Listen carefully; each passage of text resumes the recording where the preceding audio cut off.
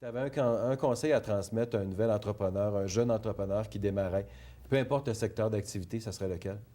De côtoyer le plus de gens possible, idéalement dans son industrie, mais aussi à l'extérieur de son industrie pour amener justement une ouverture d'esprit, mais sans faire l'erreur de négliger son entreprise pour faire ça, là. Non, pas pour Bien autant. gérer son entreprise et en même temps là, créer un bon réseau de contacts. Et le réseau de contact peut se faire de différentes façons. Et une implication socio-économique dans une organisation professionnelle, un regroupement professionnel ou une chambre de commerce, pour ne pas la nommer, c'est une façon pour toi euh, qui te permet justement d'aller chercher ce qui te manque dans Oui, ton oui, entreprise? oui, oui, tout à fait. Principalement, si je regarde, moi, la Chambre de commerce de Laval, c'est une chambre de commerce qui est quand même multidisciplinaire. Il y a beaucoup de gens, beaucoup de secteurs d'activité Bien, qui est quand même la représentés. quatrième plus grande chambre de commerce au Québec, plus de 1500 membres. Exactement. Donc, ça permet d'avoir cette diversification-là que tu recherches. Oui, oui, tout à fait. C'est sûr que ça demande un temps de s'impliquer. Puis parfois, moi, je regarde, là, ça fait pas tellement longtemps que je suis impliqué non plus dans la Chambre de commerce, mais dans les premières années, je n'avais pas nécessairement le temps de le faire. Par contre, je crois que c'est important d'allouer un peu de temps, justement pour, puis que ce soit à travers une chambre de commerce, que ce soit à travers, il y a différentes formules là, de networking qui existent. Tu m'as, Stéphane, laissé un peu sur ma faim tantôt quand tu parlais là, de tes aspirations futures, de ton implication professionnelle ou économique ou autre, pour ne pas la nommer la politique. Je suis persuadé que ça peut être dans tes plans futurs, puis je ne veux pas nécessairement savoir là, de moment ou de date précise, OK, c'est en 2012 Oui, que oui. tu fais le saut, mais ça peut paraître pour toi une progression normale, éventuelle, quand ton entreprise sera rendue suffisamment mature qui pourrait dire, bien, je peux me retirer ponctuellement ou à un certain moment pour vaquer à d'autres occupations? Oui, bien, ça fait partie de mes aspirations personnelles éventuelles. C'est sûr que j'ai pas d'agenda en place actuellement, mais c'est quelque chose que j'aimerais. Mon implication dans la Chambre de commerce m'a un peu amené À côtoyer ces gens-là aussi. Exactement. Mhm. Donc, c'est quelque chose qui m'a toujours un peu fasciné. Puis en même Et on temps, se sent à l'aise de côtoyer ces gens-là? oui, ben moi, oui.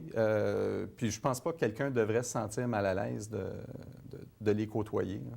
Parce que c'est toujours une perception qu'un entrepreneur va avoir, OK, s'il y a des liens qui développent ou des relations d'affaires et professionnelles qu'il peut développer avec le milieu socio-politique et économique, je vais le mettre dans ce même chapeau-là, peut être néfaste, peut avoir des conséquences différentes pour l'entreprise.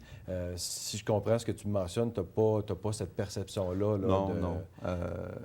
Disons que je pense qu'il y a peut-être des mauvais exemples, mais je pense qu'il y a plusieurs bons exemples de gens qui sont impliqués et qui ont apporté beaucoup, sans avoir nécessairement à ce que ça soit au détriment de certaines choses ou en faveur de certaines choses qui étaient néfastes, là. OK. Là, c'est vrai, Stéphane, c'est vraiment ma dernière question. On a parlé tout à l'heure de ta projection dans l'avenir, autant comment tu te vois comme entrepreneur que tu te vois comme entreprise dans ton secteur d'activité au cours des 10 prochaines années.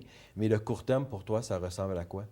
Le court terme, on veut vraiment prendre position pour prendre le leadership, si on veut, là, de l'industrie, d'une façon à faire bénéficier l'industrie de ce leadership-là. Pas d'un terme égoïste, notre entreprise, juste prendre le marché dans des fins financières, mais vraiment faire avancer l'industrie. Puis c'est dans ce sens-là que nos prochaines positions ou nos prochaines décisions qu'on prend, que ce soit nous ou avec nos manufacturiers, on le fait dans le sens, un sens d'industrie.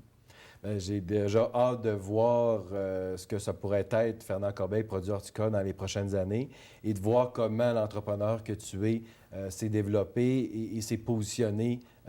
Tu l'as fait déjà admirablement bien, et comment ce positionnement-là va se poursuivre autant dans ton industrie que dans la communauté lavalloise. Stéphane Corbeil, merci beaucoup de ta visite. Merci, Martin. Je pense que ça nous a permis aujourd'hui de connaître une entreprise qui est quand même bien implantée dans son milieu, mais qui est peut-être un peu méconnue, évidemment, de la population et des entrepreneurs, parce que c'est une entreprise qui est très, très ciblée, qui est dans une industrie que l'on connaisse sans nécessairement la connaître.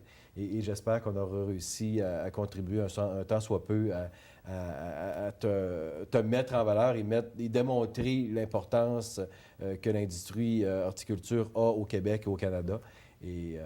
Et on le fera tout autant au cours des prochaines semaines avec d'autres entreprises lavalloises. Et ça m'amène à vous parler que Au cours des prochaines semaines, ça sera des entreprises autant dans le domaine manufacturier que ce sera des entreprises dans le domaine du service conseil aux entreprises. Et c'est un rendez-vous la semaine prochaine pour une autre émission de Vision Affaires unique. Merci et à la semaine prochaine.